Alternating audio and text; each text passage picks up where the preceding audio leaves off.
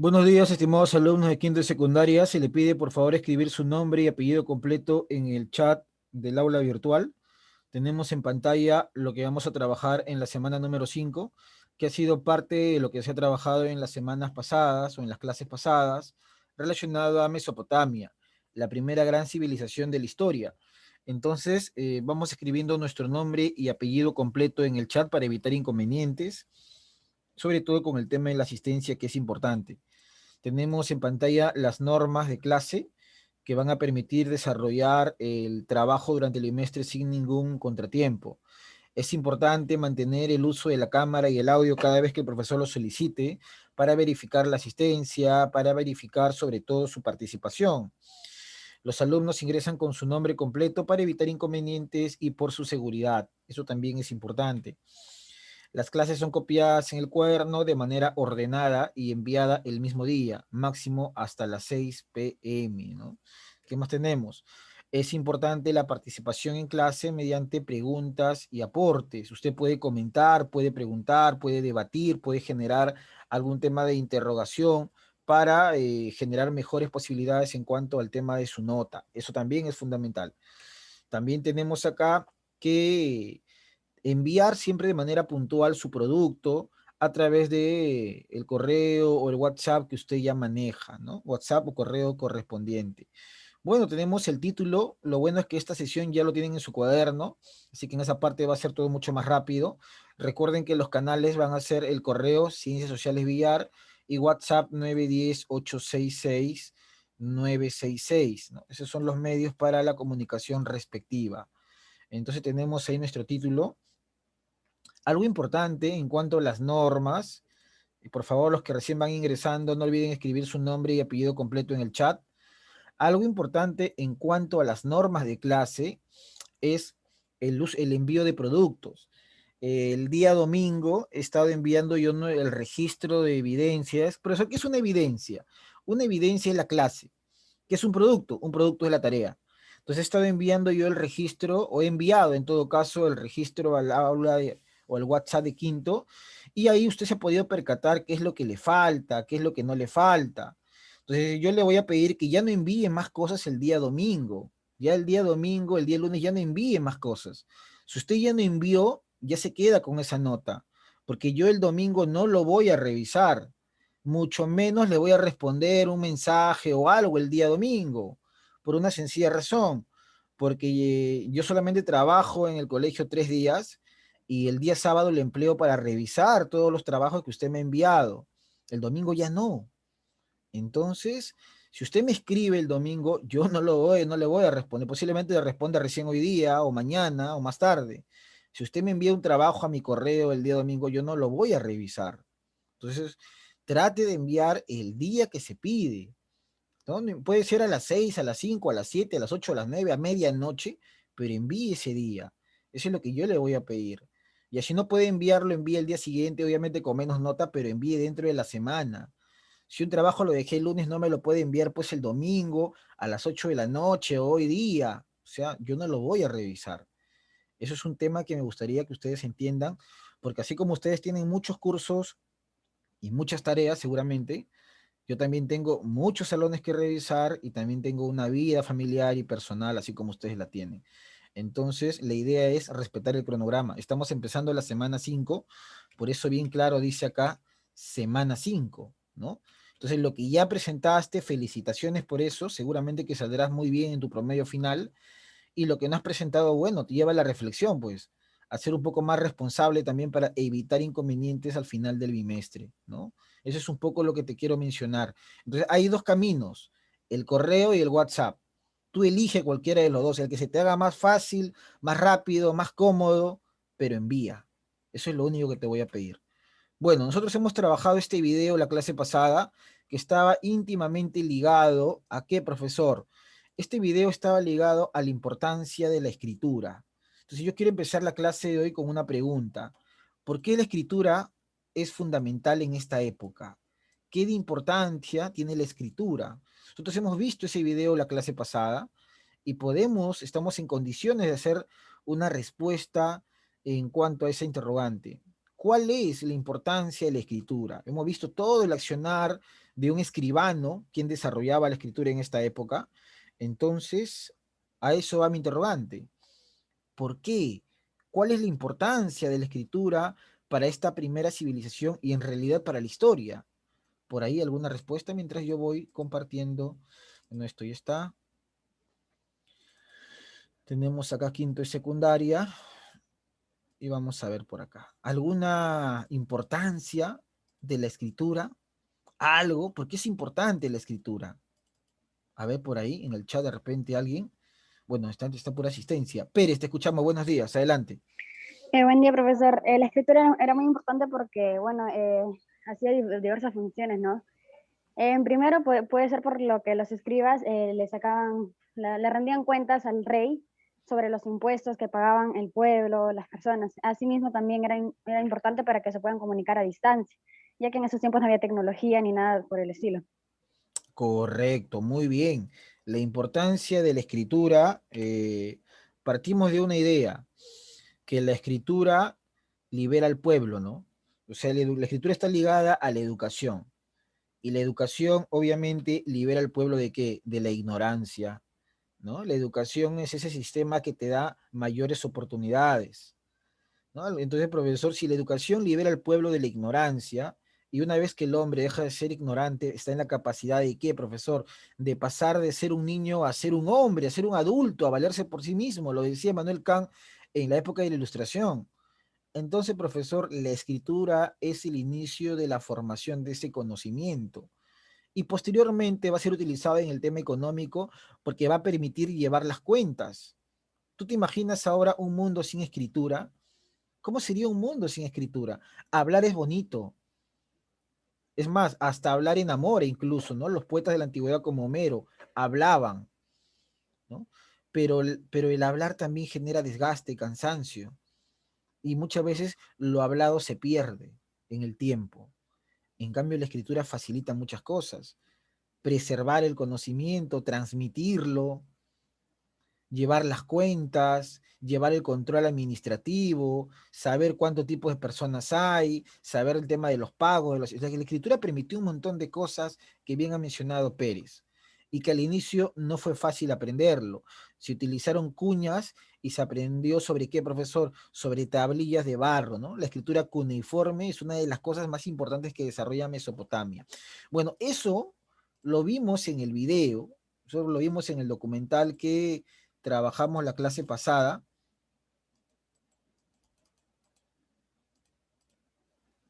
Nosotros trabajamos justamente ese documental, a ver en el chat me escribe. A ver, Harold Mesa me dice, fue el modo que tuvo la gente que estaba a cargo de la administración, claro, el escribano, César Ortega, información a nuestros, dar a informar sucesos de nuestros antepasados, claro, muy bien Mesa y Ortega. Tiene que ver con la transmisión de conocimientos, muy bien Mesa y muy bien Ortega. Tiene que ver con el preservar, ¿no? Preservamos, profesor, todo un tema, la preservación de conocimientos. Muy bien.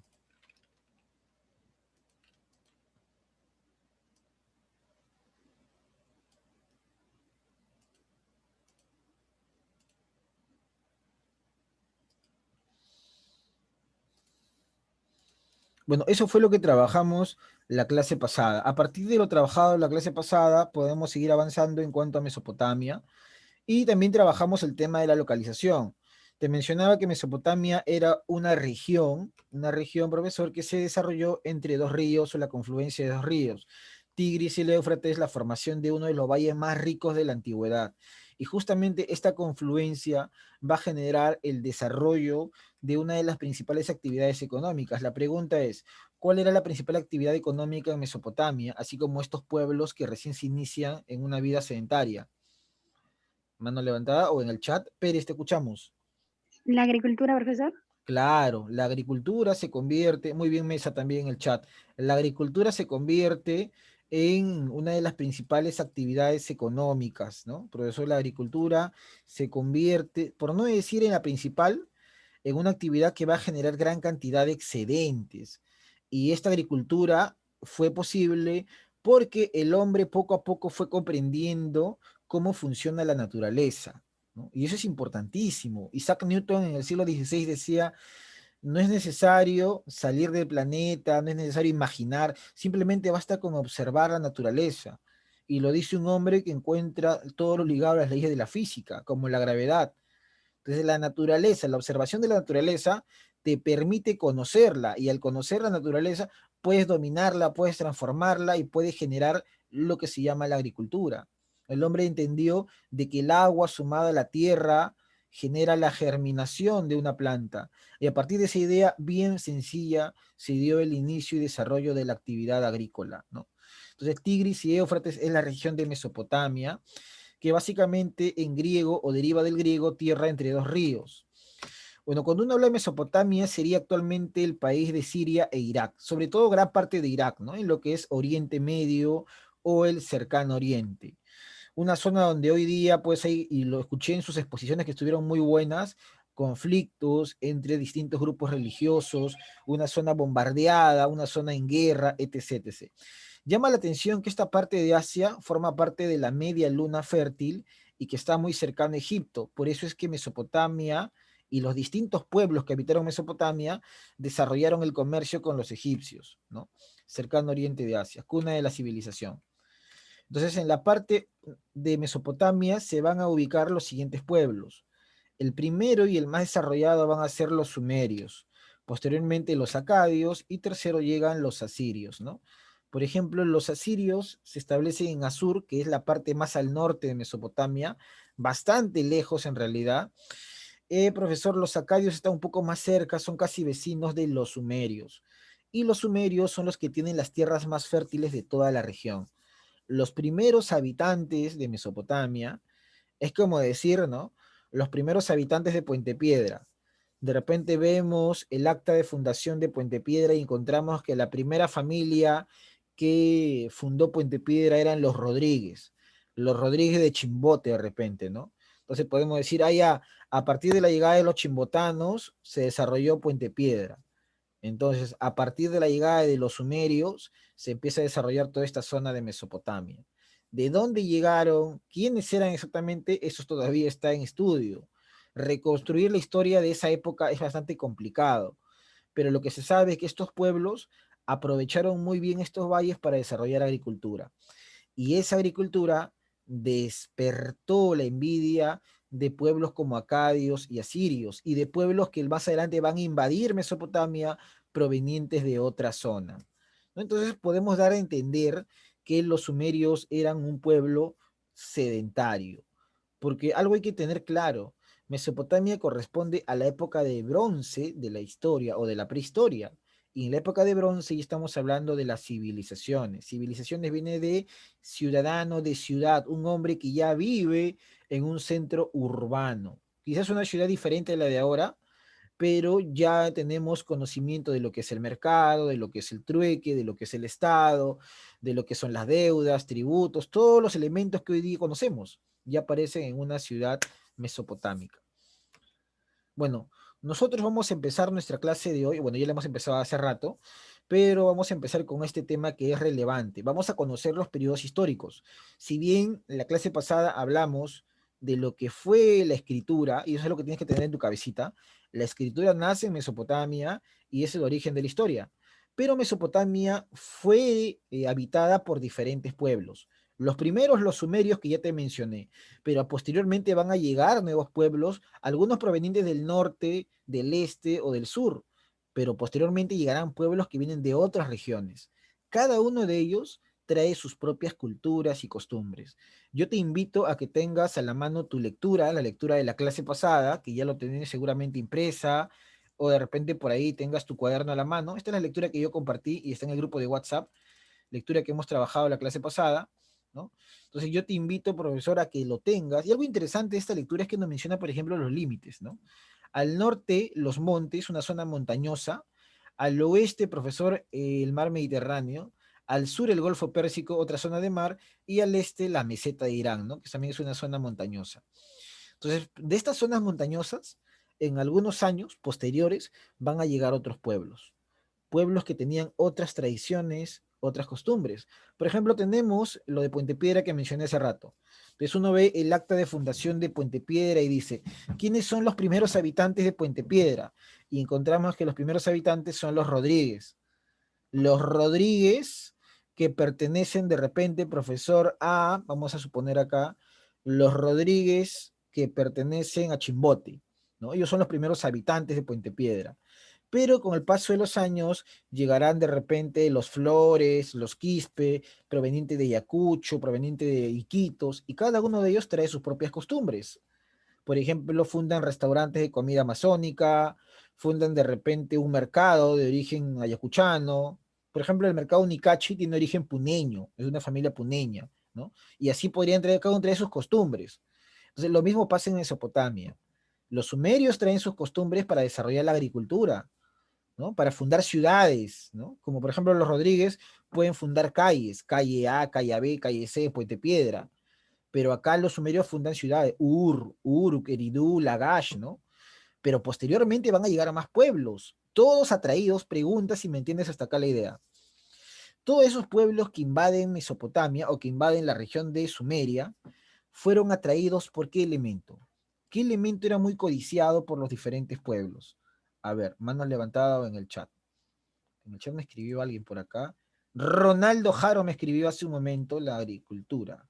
Muy bien, Aro. ¿Alguien más entonces me responde esa pregunta que he mencionado? ¿Cuál fue el elemento que atrajo a los diferentes pueblos, ¿no? De diferentes lugares? ¿Cuál fue? ¿Cuál fue ese elemento que condicionó a que muchos pueblos digan, yo quiero ir, yo quiero ir? ¿Cuál fue? A ver, por ahí. ¿Alguien? ¿Alguien? ¿Cuál fue ese elemento que se convirtió en lo más codiciado por los diferentes pueblos? Vanessa Quipusco Aguilar, te escuchamos.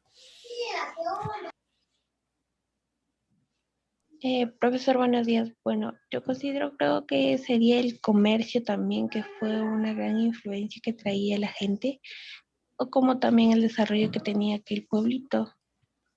Ya, está bien cerca tu respuesta, está bien cerca digamos, a lo que se busca, el comercio y el desarrollo que había alcanzado Sumeria, ya. Pero el comercio es una actividad secundaria que se deriva de otra. El comercio no puede existir si primero no existe una actividad fundamental, ¿no? Tú no puedes comprarte un pantalón y querer ponerte un pantalón si primero no tienes un calzoncillo. Tú no puedes pretender comprarte una zapatilla la más cara o la más hermosa si primero no tienes medias. Entonces tú no puedes querer desarrollar el comercio si primero no desarrollas qué actividad. Porque si no, ¿qué vas a vender, pues? ¿Qué vas a intercambiar? Entonces había una actividad que se convirtió en la más atractiva para toda la gente que vivía cerca y lejos. Entonces, todas las personas que vivían lejos, en las montañas, en las mesetas, en el Golfo Pérsico, en la zona de Fenicia, escuchaban siempre de sumerios, y decían, ah, ya, en ese lugar debe haber algo, porque ahí se desarrolla tal actividad. Entonces, la pregunta es, ¿qué actividad y qué cosa atraía a la gente de diferentes lugares? ¿Qué cosa era? ¿No? Acá está Sumeria, acá está, profesor, las zonas de las ciudades sumerias que te mencionaba, Uruk, Ur, Lagash, Shumá, Larsa, Isin, Nippur, todo es de Sumeria, mira. Y todos ellos están cerca a los ríos. Entonces la pregunta es, ¿qué cosa de ese lugar atraía a los diferentes pueblos que provenían de los diferentes lugares, ¿no? Y que vamos a ver en un momento de dónde venían? Harold Mesa, no tiene, igual, la artesanía, la cerámica y el trabajo son actividades que son importantes, pero no se convierten en vitales. ¿Qué significa una actividad vital? Una actividad que tiene que ver con la vida, pues. Si no hay vida, no hay esa actividad. Entonces, ¿cuál sería por ahí? Yacira, el comercio político, bueno, vuelvo a repetir lo mismo que dijo Guipúzcoa, el comercio es una actividad secundaria. Todas eran atraídas, todos los pueblos eran prácticamente seducidos por lo que había en Mesopotamia en los sumerios. ¿Qué cosa tenían los sumerios o qué cosa habían desarrollado los sumerios que se convirtió en un botín de atracción para los diferentes pueblos? Es algo bien fácil, que se deduce de la ubicación de ellos. Su ubicación les permitió desarrollar eso y eso se convirtió en la gran atracción. Tiene que ver con la economía, Mesa, tiene que ver con la economía. A ver, por acá. Ya, tiene que ver con eso también, Ortega, estás bastante cerca, bastante, es sencillo. Los sumerios tenían, ¿qué cosa? Habían alcanzado un gran desarrollo. Los sumerios, por ejemplo, habían desarrollado la rueda, ¿no? Por ejemplo, habían desarrollado la escritura, la astronomía, ¿no? La astrología, el horóscopo. Pero todo eso fueron cosas que nacen a partir de que ellos se vuelven sedentarios. Y ellos se vuelven sedentarios porque encuentran en esa zona, ahí viene la respuesta, ¿no? Encuentran en esa zona las tierras más fértiles de todo el oriente. Y las tierras más fértiles van a dar origen a la agricultura. Con la agricultura ellos se quedan, con la agricultura ellos desarrollan trueque. Porque tú, ¿qué vas a intercambiar si no tienes nada? Entonces ellos desarrollan gran cantidad de trigo, ¿no, profesor? Van a domesticar animales y con eso van a desarrollar luego el pastoreo, intercambian carne, leche, ¿no? Pieles. La agricultura y básicamente las tierras fértiles de Sumeria fue lo que todo el mundo ambicionaba, ¿no? Todo el mundo ambicionaba tierras fértiles, todo el mundo. Entonces la agricultura es la actividad más importante en la historia. La agricultura condiciona la vida del hombre, hace ver que el hombre puede depender de su trabajo y no de la naturaleza, ¿no? El hombre transforma, por eso dicen que es la primera revolución en la historia, la agricultura, que lo vamos a ver en el Neolítico, ¿no? Bueno, antes de seguir con la parte que te quiero mostrar, vamos a la asistencia, por favor. Acosta, ¿se encuentra en clase? Profesor. Muy bien, presente, por favor, ya. Buenos días con todos. Arrantes, buenos días. Barrantes. Bailón, buenos días. Bocanegra, buenos días. Buenos días, profe. Espinosa, buenos días. Espinosa Malca. Jaro López, buenos días. Buenos días, profesor. Hernández, buenos días. Buenos días, profesor. Huanca, buenos días. Huanca. Mesa, buenos días. Buenos días, profesor. Ortega, buenos días. Presente, profesor. Padilla, buenos días. Padilla. Quipuscoa, buenos días. Presente, profesor, buen día. Ramírez, buenos días. Presente, profesor. Ramón Gamboa, buenos días. Rivas Quispe, buenos días. Buenos días, profesor, presente. Rojas de Paz, buenos días. Rojas de Paz, buenos días. Saavedra, buenos días. Ticona, buenos días. Ticona, buenos días. Villanueva Torres, buenos días. Chuquillanqui, buenos días. Presente. Pérez Vázquez, buenos días. Buen día, profesor. Ok, listo. Muy bien.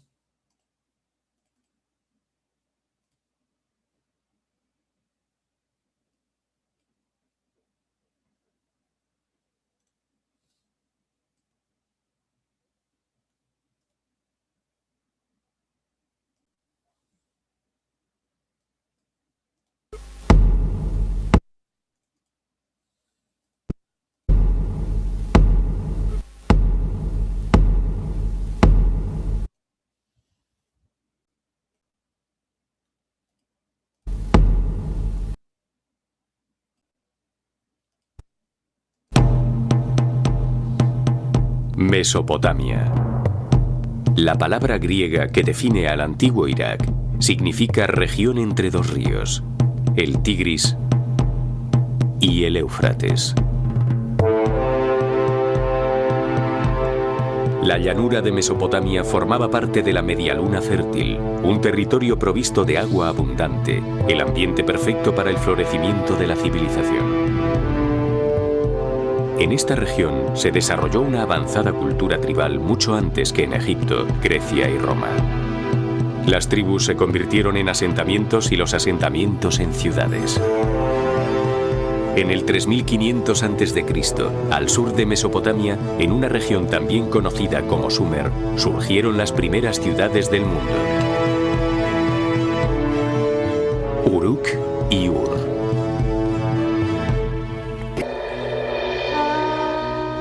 Los primeros sistemas de escritura del mundo se realizaron en Mesopotamia. Aquí surgieron los primeros reyes del mundo. Aquí se inventó la rueda. Se inventó el arado. Se instauró el Estado como forma de organización de la vida política.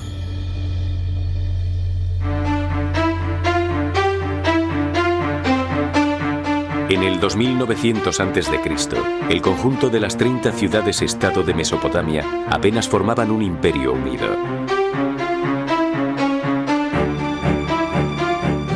Cada una tenía su propio rey, sus propios dioses y su propia zona de campos de cultivo. Las ciudades rivales crearon alianzas para reforzar su independencia o para conquistar a los habitantes del lugar.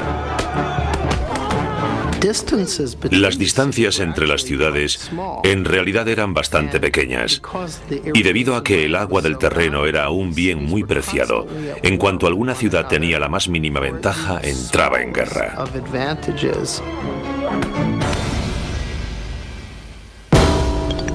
En el 2334 a.C., un rey dominó Mesopotamia, Sargón el Grande. Parece ser que no sobrevivió ninguna imagen de Sargón. Sargón vendría a ser considerado el primer rey y el primer gran conquistador en la historia. Sargón pertenecía a lo que es los acadios, y él se va a encargar de invadir a las ciudades sumerias. Por eso es que lo llaman el primer gran conquistador en la historia. Estamos hablando de Sargón I. Ahora, la historia de Sargón es muy parecida a un personaje bíblico que seguramente has escuchado. Presta bastante atención un poco a la historia de Sargón. Pero podemos imaginarnos su aspecto. Tendría el aspecto, al menos en sus retratos, del típico rey mesopotámico, fuerte y poderoso. La forma antigua del nombre de Sargón, Saroquín, significa rey ilegítimo. Y según los historiadores, esto es una clara indicación de que Sargón era un usurpador. Según cuenta la leyenda, sus orígenes eran iguales a los de Moisés. Sargón era el hijo ilegítimo de una sacerdotisa. Así que tras nacer, lo metió en una canasta que puso en el río y lo encontró un jardinero que le crió. Y de mayor, acabó al servicio del rey de Kish.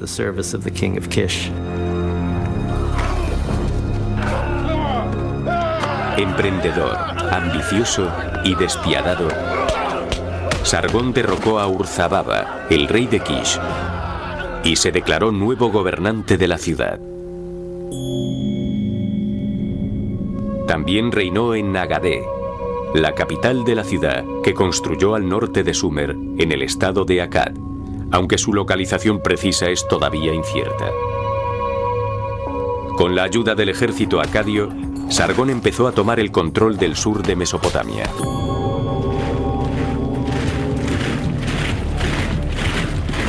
Su primera conquista fue la ciudad de Uruk, donde capturó y luego humilló a Lugalzagesi, el rey de Uruk, arrastrándole con una correa. Y tras conquistar Uruk, conquistó otras ciudades del sur de Mesopotamia. Luego parece que por alguna razón decidió no seguir. Él no era como los anteriores reyes sumerios. No le bastaba con lidiar batallas locales. Quería luchar contra lo que se llamaba el mundo conocido. Sorprendentemente, hizo precisamente eso. Durante su reinado de 56 años, Sargón conquistó el norte de Mesopotamia, el norte de Siria y finalmente llegó al Mediterráneo y conquistó el sudeste de Turquía. Sargón construyó el primer imperio del mundo. Fue el primer rey que se hizo con las tierras en las que vivía gente de diferentes nacionalidades, que hablaban otros idiomas y tenían dioses diferentes. Fue muy admirado por los reyes mesopotámicos de aquella época. Estableció las reglas básicas de lo que es ser un verdadero emperador. El imperio de Sargón no era solo único en extensión, sino también en organización. Intentó unificar esta extensa zona y reorganizarla como nadie lo había hecho jamás.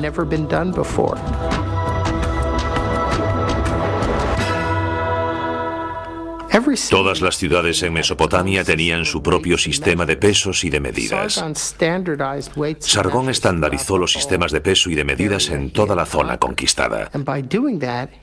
Y al hacer esto, hizo posible el comercio entre ciudades alejadas entre sí. Las nuevas ideas de Sargón no estaban limitadas a la construcción de su imperio, también concernían a lo militar. Fue el primer rey que tuvo un ejército permanente.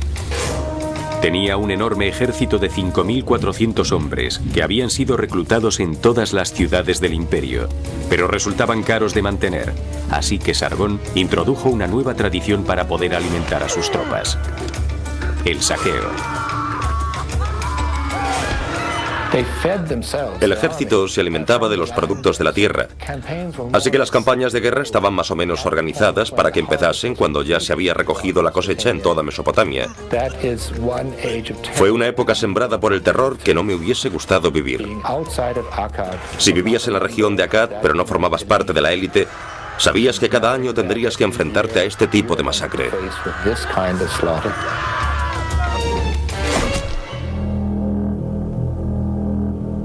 Sargón reinó hasta su muerte en el 2279 a.C. Su dinastía continuó gobernando durante otros 82 años. A pesar de que el imperio acadio fue un imperio grandioso, también demostró su fragilidad.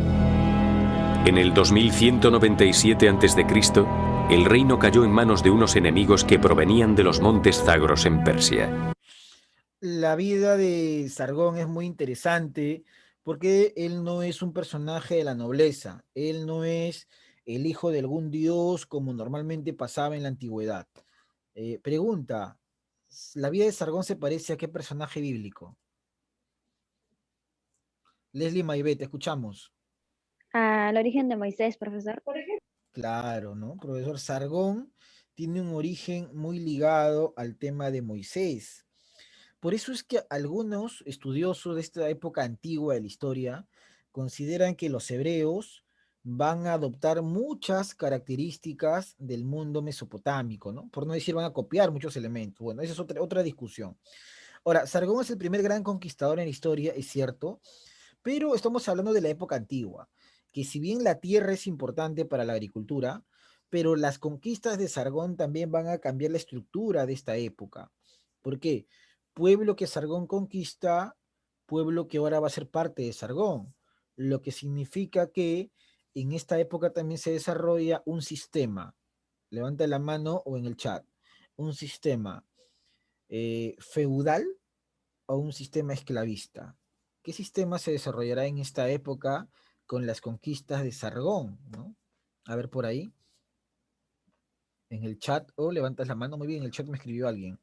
Muy bien, Pérez, efectivamente, estamos observando y viendo un sistema esclavista, ¿no?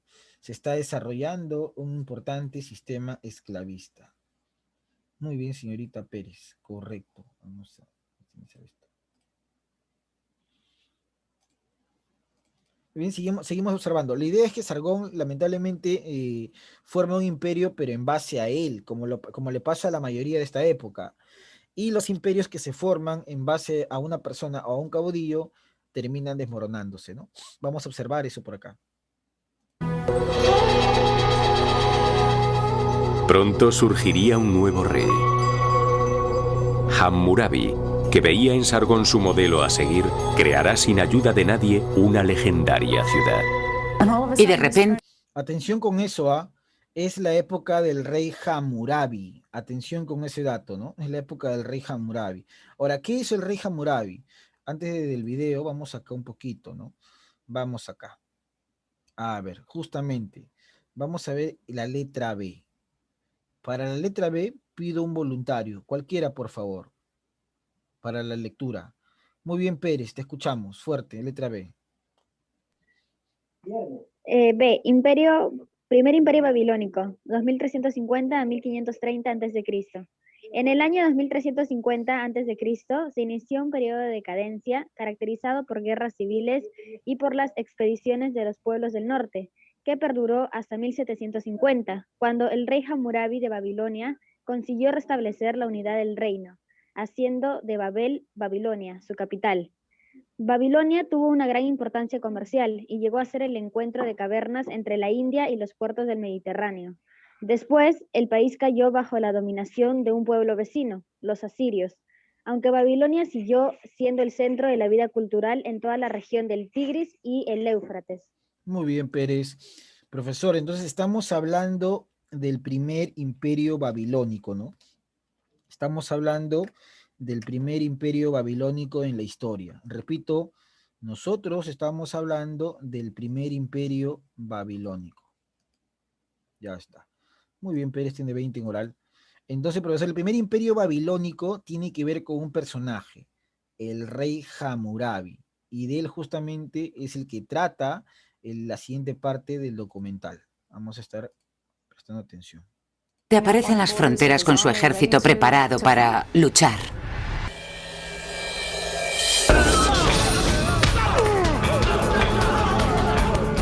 En el 2197 a.C., al caer el imperio acadio, originado por Sargón, la ciudad se sumió en un caos.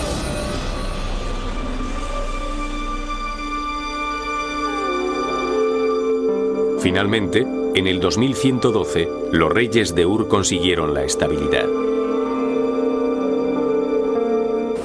Entonces, una nueva amenaza apareció por el noroeste. Unos nómadas llamados amoritas sembraron el miedo entre los mesopotámicos.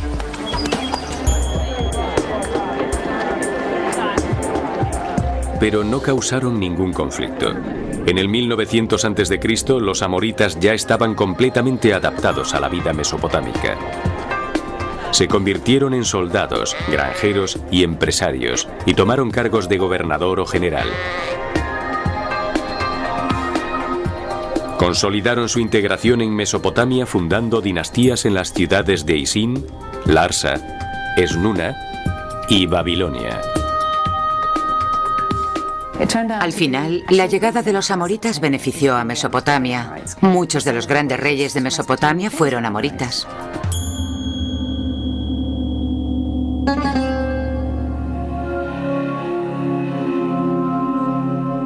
En el 1792 a.C., el mejor gobernante de la dinastía amorita de Babilonia, Hammurabi, subió al trono como su sexto rey. Al principio no parecía demasiado interesado en las campañas militares. Gobernó durante 43 años. Después de 30 años de gobierno, quiso emular a Sargón y construir su propio imperio. Empezó a luchar contra los reinos vecinos, que antes habían sido sus aliados. Había mantenido con ellos buenas relaciones durante años y de repente aparece con sus ejércitos en las fronteras, preparados para luchar, para hacerse con el poder. Las conquistas de Hammurabi se extendieron desde el Golfo de Persia hasta Siria. A pesar de que su imperio no fue tan grande como el de Sargón, los historiadores consideraron a Hammurabi como el constructor de imperios más importante desde Sargón. Sin embargo, él no se parecía al antiguo rey. Sargón utilizaba su poder y tácticas casi terroríficas para controlar a la gente. Mientras que Hammurabi se presenta ante el pueblo como un político moderno que desea el amor del pueblo. Quiere gustar a la gente. Instauró leyes para proteger al pueblo, no para obligarles a someterse.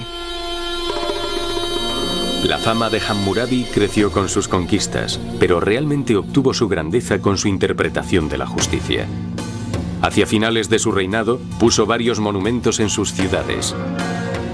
El más grande, que aún se conserva, es una losa de piedra que se conoce hoy en día como la Estela de Hammurabi, donde están grabadas las 282 leyes del Código de Hammurabi. Están grabadas en una escritura en forma de cuña llamada cuneiforme, la primera escritura conocida desarrollada en Sumer a finales del cuarto milenio antes de Cristo. Si un esclavo le dice a su señor, no eres mi señor, el señor puede cortarle la oreja al esclavo.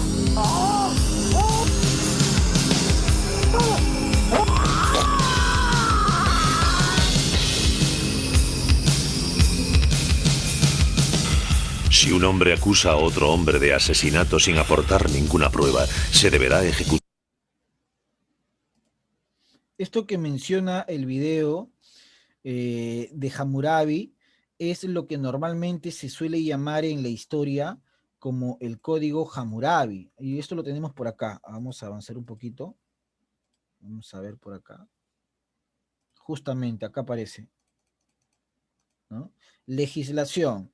Esta estela, la estela de Hammurabi, es la imagen que te muestra lo que supuestamente decía este rey. El rey decía que esas leyes le habían sido entregados por un dios, el dios Marduk o Shamash, como también se le conoce. Ese dios le ha entregado las leyes que deberían existir en todo el imperio babilónico, ¿no, profesor? Por ejemplo, lo que mencionaba esto de cortar la oreja, de matar. Si un ingeniero hizo una casa para otro y no la hizo sólida, y si la casa que hizo se derrumbó y ha hecho morir al propietario de la casa, el ingeniero será muerto, ¿no? Si ello hizo morir al hijo del propietario de la casa, se matará al hijo del ingeniero por haber construido mal la casa. O sea, todo lo que tú hagas bien, pero sobre todo lo que tú hagas mal, no solamente tendría impacto sobre ti, sino sobre todos aquellos que tienen que ver contigo, porque de alguna u otra manera hay que resarcir lo que tú has hecho. A eso en la historia se le llama el código Hammurabi, o también llamado el código del talión, el ojo por ojo, el diente por diente, ¿no? Entonces, cuando escuchas a una persona que dice, ha robado un celular, hay que cortarle la mano, ya eso es el código del talión, pues. Ojo por ojo, diente por diente. ¿Quién lo instala? Hammurabi. ¿Cómo la gente obedece esas leyes? Porque Hammurabi dice que esas leyes le han sido entregadas por el mismísimo dios Shamash o Marduk, ¿no? Muy parecida la historia también a la de un personaje que tú seguramente has escuchado. Pregunta, ¿qué personaje fue o era el que mencionaba o el que dijo que recibió leyes de parte de Dios? ¿Qué personaje era también? Un personaje bíblico que le dijo a su pueblo, he recibido las leyes o he recibido estas normas de parte de Dios. ¿Qué personaje era? Un personaje bien interesante, ¿ah? A ver por ahí, en el chat o en el mano levantada, ahí está, y rápidamente. Claro, Mesa, muy bien, fue Moisés, pues. Ese personaje bíblico fue Moisés. Bueno, nuevamente un poco la historia se repite, ¿no? Profesor, tenemos por un lado la presencia de Hammurabi con sus normas muy parecidas a lo de Moisés. Bueno, vamos a seguir escuchando.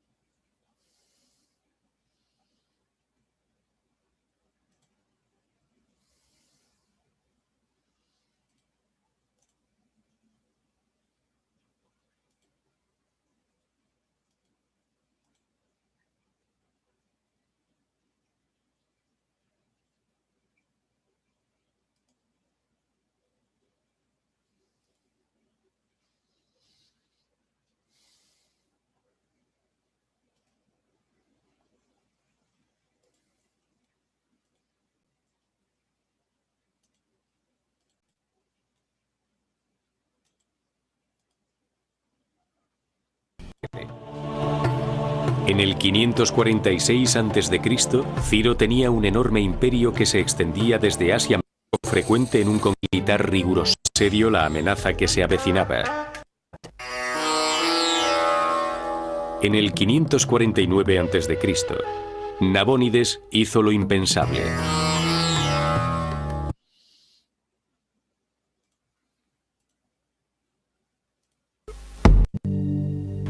Mientras que Hammurabi...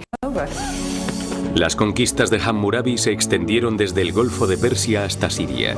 Después de 30 años de gobierno, quiso emular a Sargón y construir su propio imperio. Empezó a luchar contra los reinos vecinos, que antes habían sido sus aliados. Había mantenido con ellos buenas relaciones durante años y de repente aparece con sus ejércitos en las fronteras, preparados para luchar, para hacerse con el poder. Las conquistas de Hammurabi se extendieron desde el Golfo de Persia hasta Siria. A pesar de que su imperio no fue tan grande como el de Sargón, los historiadores consideraron a Hammurabi como el constructor de imperios más importante desde Sargón. Sin embargo, él no se parecía al antiguo rey. Sargón utilizaba su poder y tácticas casi terroríficas para controlar a la gente. Mientras que Hammurabi se presenta ante el pueblo como un político moderno que desea el amor del pueblo. Quiere gustar a la gente. Instauró leyes para proteger al pueblo, no para obligarles a someterse.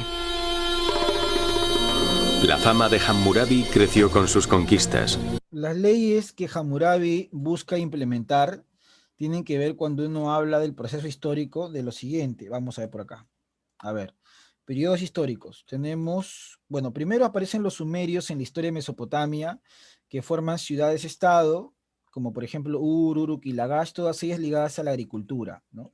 La primera forma de gobierno va a ser la teocracia, porque el sacerdote tiene todo el poder, que es el intermediario con los dioses. Desarrollan obviamente la agricultura, por eso inventan la rueda, domestican animales, ¿no? Ahí están justamente los sumerios. Ahora, esa imagen que aparece en pantalla es un siguratz, que es una construcción sumeria desarrollada como centro administrativo o también como un lugar espiritual donde estaba el sacerdote, o llamado también patesi. Luego, como mencionaba el video, aparecen los acadios, dirigidos por Sargón I o Sargón el Grande. Conquistan las ciudades sumerias, las invaden y se convierte en el primer gran imperio en la historia de Mesopotamia, ¿no? Por lo tanto, Sargón el primer conquistador. Ahí está la imagen de Sargón, que está relacionado a un Moisés hebreo, ¿no? Salvado en las aguas. Luego aparece el primer imperio babilónico, del que estamos observando y escuchando, donde destaca la figura del rey Hammurabi. Este rey que se menciona en el video era un admirador de Sargón, admiraba bastante a Sargón, y él implanta el código Hammurabi, o también llamado ley del talión, el ojo por ojo y el diente por diente. Código donde se puede observar la imagen de Hammurabi recibiendo las tablillas de parte del dios Marduk o Shamash, ¿no? Profesor, ahora, ¿hasta cuándo gobierna Hammurabi y qué pasa con Hammurabi? Bueno, eso lo vamos a ver nuevamente en el video. Vamos a regresar por acá. Estamos en Hammurabi, primer imperio babilónico.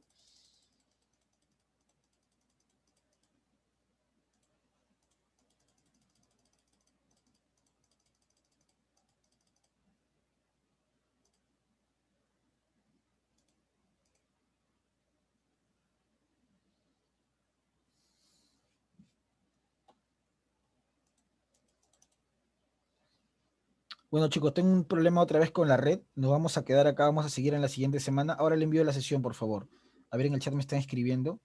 Dice, Mesa, Hammurabi fue el sexto rey de Babilonia durante la primera dinastía. Fue importante, claro. Hammurabi fue un rey, pero a diferencia de Sargón, él no utiliza solamente la violencia. Él utiliza la religión, pero también un código de leyes. Eso es lo relevante de él. Cuando tengo un problema con la red, voy a tratar de solucionarlo. Nos quedamos acá, justamente también son las 9 de la mañana casi. Ahora le envío el PPT. Nos vemos. Chau, chau. Cuídense mucho.